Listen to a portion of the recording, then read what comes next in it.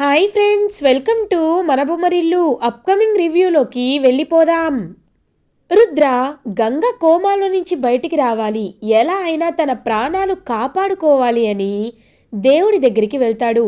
ఇంకా అలా హాస్పిటల్లో ఉన్న వినాయకుడి విగ్రహం దగ్గరికి వెళ్ళి అక్కడే ఉన్న కుంకుమని తీసుకొని గంగ దగ్గరికి వచ్చి గంగ నుదుటిన తన భార్యగా అంగీకరిస్తూ ఆ కుంకుమని పెడతాడు రుద్ర. వెంటనే గంగలో చలనం వస్తుంది. అలా మెల్లగా కళ్ళు తెరిచి చూస్తుంది గంగ. ఒక్కసారిగా రుద్ర ఎంతో హ్యాపీగా ఫీల్ అవుతారు. అప్పుడే అక్కడికి వచ్చిన డాక్టర్ కూడా గంగ ట్రీట్మెంట్కి రెస్పాండ్ అవ్వడం చూసి చాలా హ్యాపీగా ఫీల్ అవుతారు. సార్, మీరు కాసేపు బయట వెయిట్ చేయండి, మేము మీకు అప్డేట్ ఇస్తామని ఇంకా గంగని చెక్ చేస్తారు. వెంటనే చాలా హ్యాపీగా ఫీల్ అవుతాడు రుద్ర. డాక్టర్ బయటికి వచ్చి, సార్, ఇది ఒక మిరాకిల్ అనే చెప్పొచ్చు. సెమీ కోమా కండిషన్లోకి వెళ్ళిపోయిన ఆవిడ మీ మీ యొక్క స్పర్శతో మళ్ళీ చలనం కలిగించేలా చేశారు. నిజంగా మీ బాండ్ చాలా స్పెషల్ సార్. ఇప్పుడు తనలో ఖచ్చితంగా మార్పు వస్తుంది. తను ట్రీట్మెంట్ తీసుకోవడానికి రెస్పాండ్ అవుతుంది. ఇంకా మీరు తన్ని డిశ్చార్జ్ చేసి తీసుకువెళ్ళొచ్చు. కాకపోతే కొన్ని ఫార్మాలిటీస్ ఉంటాయి, అవి అయ్యాక మేము పంపిస్తామని డాక్టర్ అక్కడి నుండి వెళ్ళిపోతారు. రుద్ర చాలా హ్యాపీగా ఫీల్ అవుతాడు. ఇంకా అలా గంగని డిశ్చార్జ్ చేసి తీసుకొచ్చేసరికి రుద్ర చాలా హ్యాపీగా ఫీల్ అవుతాడు. సార్, నా ప్రాణాలు కాపాడినందుకు థ్యాంక్స్ సార్. నేను మా ఇంటికి వెళ్తాను. సీనన్న, వెళ్దాం పదా అని వెళ్ళబోతుంటే గంగ ఆగు అని అంటాడు రుద్ర. ఒక్కసారిగా గంగ ఆగి వెనక్కి చూస్తుంది. గంగ, నేను నిన్ను అపార్థం చేసుకున్నానో చేసుకోలేదో నాకు తెలీదు. నువ్వు నిజంగా ఆ ఫొటోస్ లీక్ చేశావో లేదో కూడా నాకు తెలీదు. మన మధ్య అపార్థమైతే వచ్చిందనే మాట నిజం. నేను నిన్ను నమ్మకుండా నిన్ను ఒక మోసగత్తెలా చూడడం నిజం.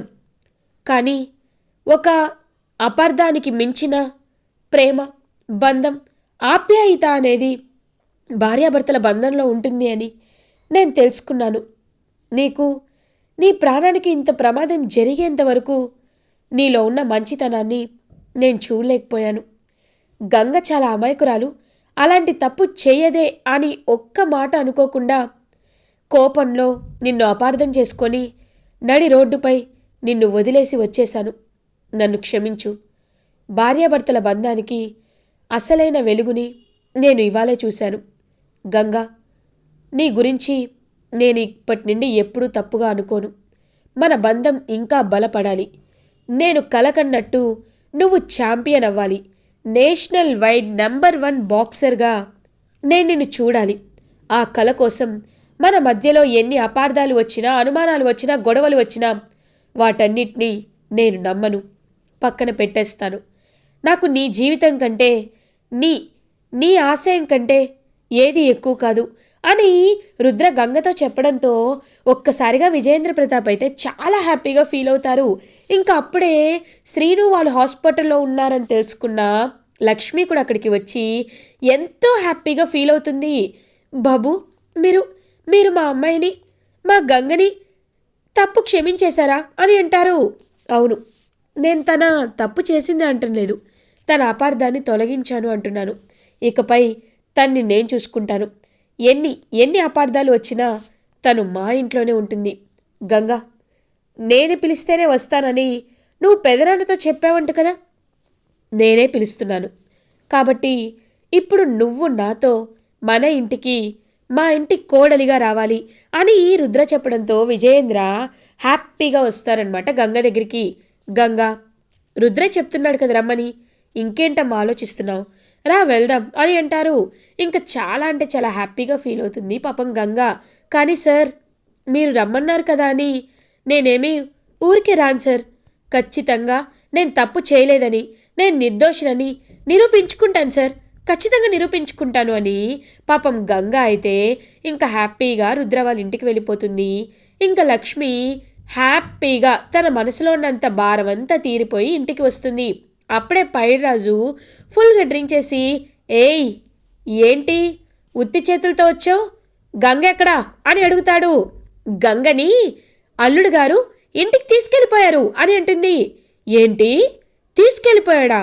అదేంటి, తను తప్పు చేసిందని ఎప్పటికీ తీసుకెళ్ళనన్నాడు, ఇంకా అది పనిచేసి జీతమే చేతికి ఇవ్వలేదు, అప్పుడే తీసుకెళ్ళిపోయాడా అని అంటున్నాడు పైడిరాజు. ఛీ, నీ నోట్లో నుండి ఒక్కటి కూడా మంచి మాట రాదా?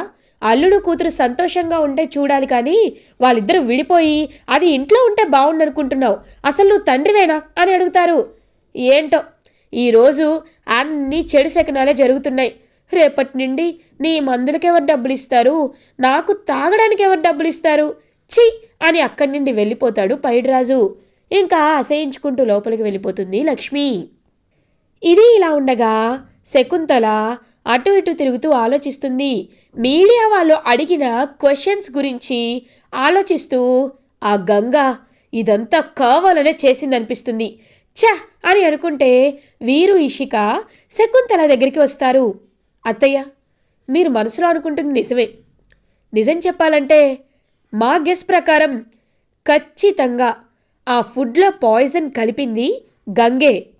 మన ఫ్యామిలీ నుండి సింపతి గెయిన్ చేయడానికి, రుద్రభావంతో తను లైఫ్ లాంగ్ ఈ ఇంట్లో ఉండిపోవడానికే తనే ఆ విషయాన్ని తిని, వాళ్ళు ఎలాగో చుట్టుపక్కల జనాలు ఉన్నారు కాబట్టి నన్ను ఖచ్చితంగా హాస్పిటల్కి తీసుకువెళ్తారు అనే ఒక ధీమాతోనే సూర్యప్రతాప్ గారి దగ్గరికి వచ్చి బిల్డప్ డ్రామాలు వేసి మళ్ళీ తను హాస్పిటల్లో జాయిన్ అయింది.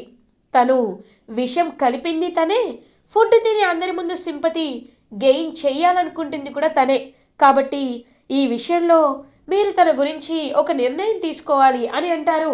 ఖచ్చితంగా రుద్ర తన్ని ఇంటికి తీసుకొచ్చినా ఒకప్పుడు ఎలా ఉందో అలానే ఉంటుంది, కానీ నా మనసులో మెప్పు పొందడం అనేది అంత ఈజీ కాదని తను ఇప్పటికే తెలుసుకుని ఉంటుందిలే వీరు అని అంటుంది శకుంతల.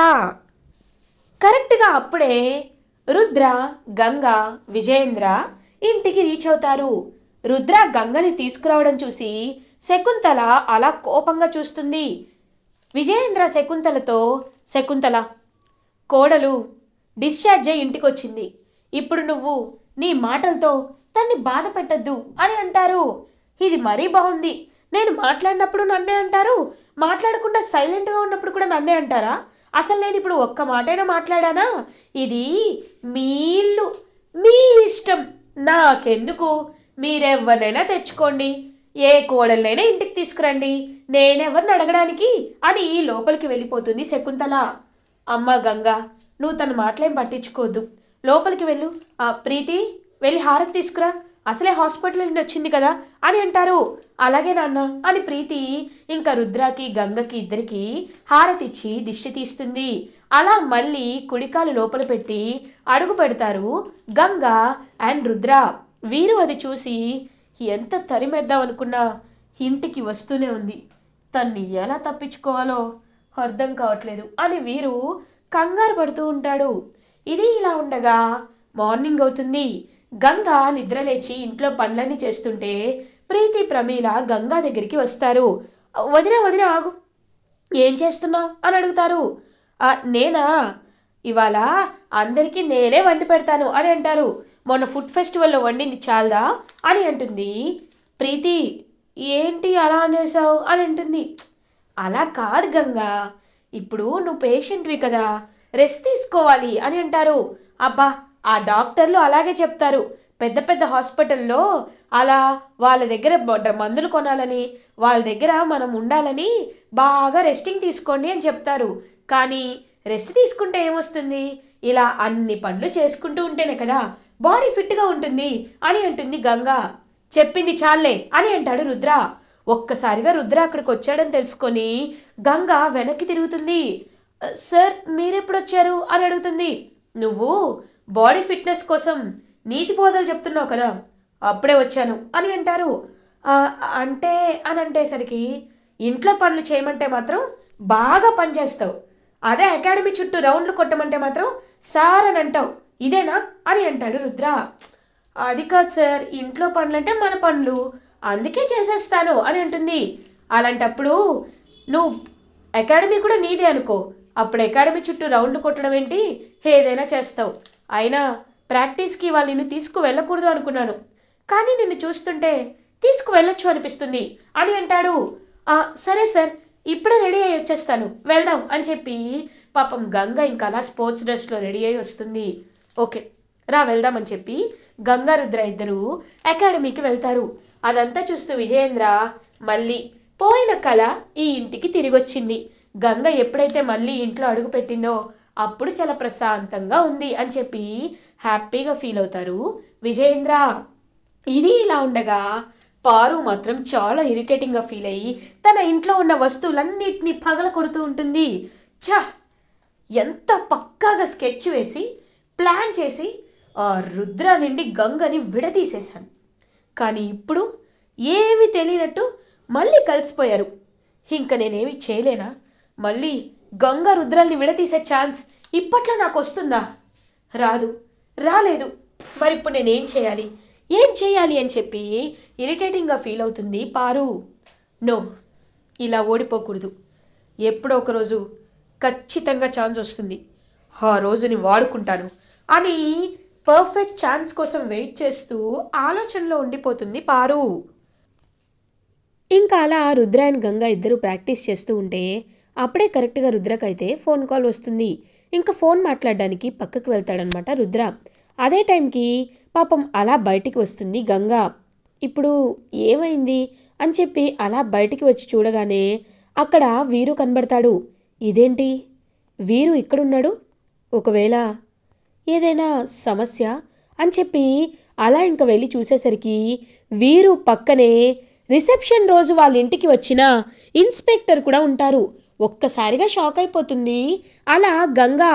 ఈయన ఆ రోజు ఇంటికి వచ్చిన ఇన్స్పెక్టర్ గారు కదా, ఈయనేంటి వీరు గారితో ఉన్నారు అంటే ఏదో ఉంది, అదేంటో తెలుసుకోవాలి అని కొంచెం ముందుకు వెళ్తుందన్నమాట.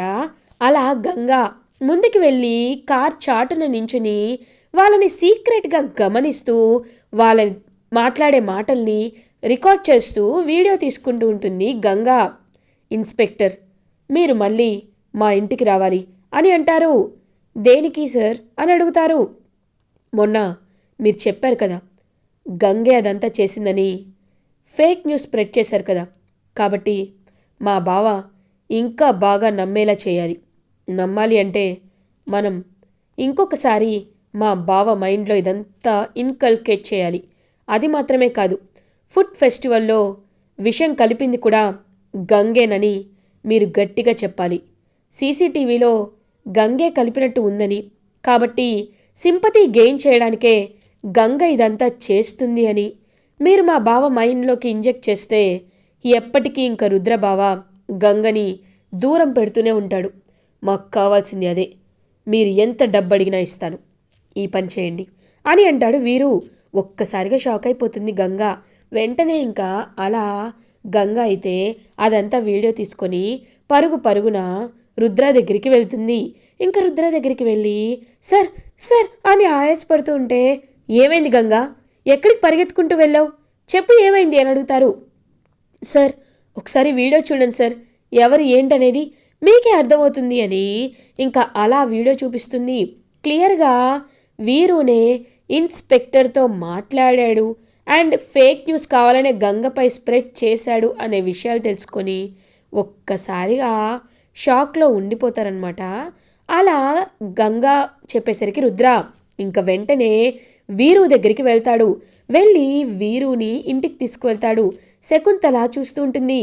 ఏంటి రుద్ర, ఎందుకు ఎందుకు నువ్వు వీరుని ఇలా లాక్కు వస్తున్నావు అని అడుగుతారు. పెద్దమ్మ ఒకసారి వీడియో చూడండి, అప్పుడు మీకే అర్థమవుతుంది అని ఆ వీడియో చూపిస్తాడు. ఒక్కసారిగా షాక్ అయిపోతుంది.